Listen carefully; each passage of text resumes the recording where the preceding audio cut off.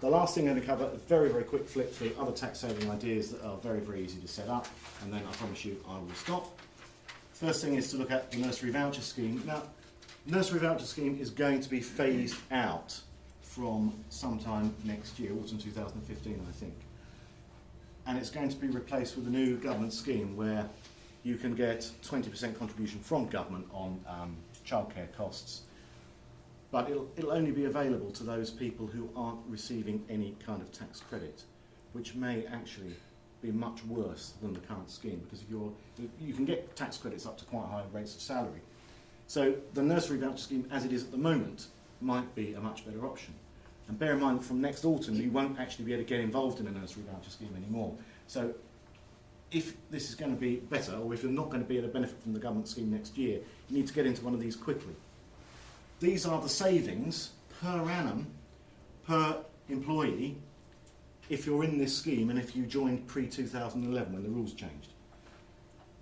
If you're a basic rate taxpayer, being in a nursery voucher scheme can save you £1,100 a year in cash. If you're a higher rate payer, £1,400, and if you're an additional rate payer, £1,500.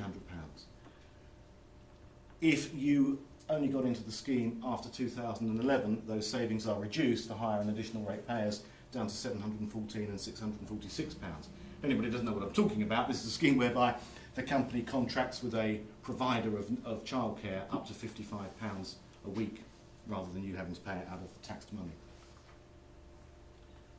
That's what I said about tax-free childcare, so I won't bother going on about it again.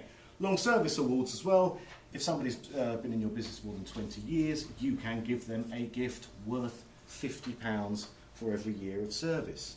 And you can repeat the award after another 10 years. So if they've been with you 30 years, you can give them an award worth 30 years, or 30 times £50 as well. But they must have been there at least 20 years.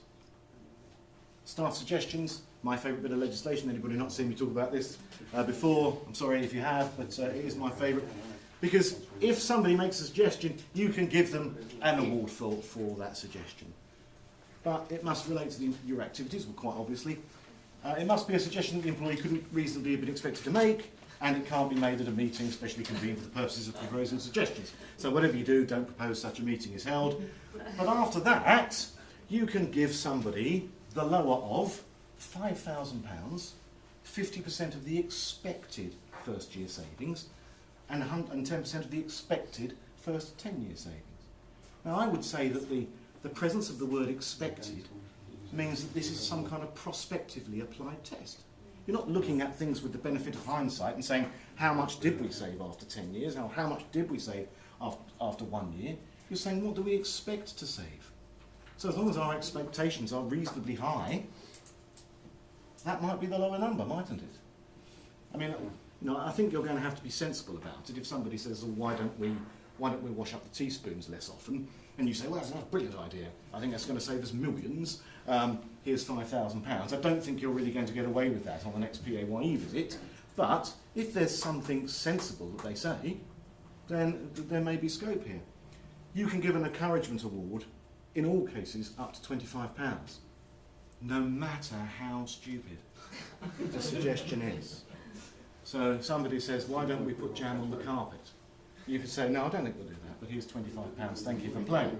Now, we did say that to one of our clients, and they said, well, couldn't we just pay somebody's entire salary like that, because they could just keep making suggestions? And I don't think that's really going to work. But I'd have to say, I did struggle to find a legislative bar on it, but I don't think it's worth trying. The last thing is to talk quickly about pensions, pension for salary sacrifice. If somebody is making pension contributions of their own into their own scheme, and they will be getting tax relief on their contributions, you can actually save cash by making the contribution via the employer, and the employer claiming tax relief on it and not paying the salary instead to the employee. The savings are there per £1,000 pre-tax scheme funding. If you want to fund the scheme for an additional £1,000, if the personal rate is 20%, the overall saving on that £1,000 is £339. That gradually drops down depending on the personal rate of the employee. But really and truly, I put that in to remind you about auto-enrolment. This is the last slide. Auto-enrolment as you all know, has been going on for some time. There's a TV campaign where everyone says, I'm in. And large employers have already what's known as staged. Their staging date has passed and they're already in auto-enrolment. They already have to have auto-enrolment schemes. For smaller employers with up to sort of 50 employees, staging dates are starting around about now and into next year. So if you haven't done anything about that, it's time to do something about it. Okay?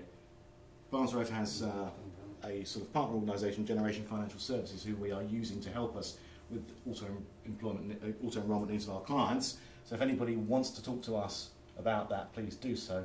And actually Shai Patel from Generation is here today as well if you wanted to speak to him today about auto-enrolment issues. But that's all I wanted to say about that. And that is it. So if anybody's got any questions, I'm happy to answer them. Other than that, thank you very much for coming.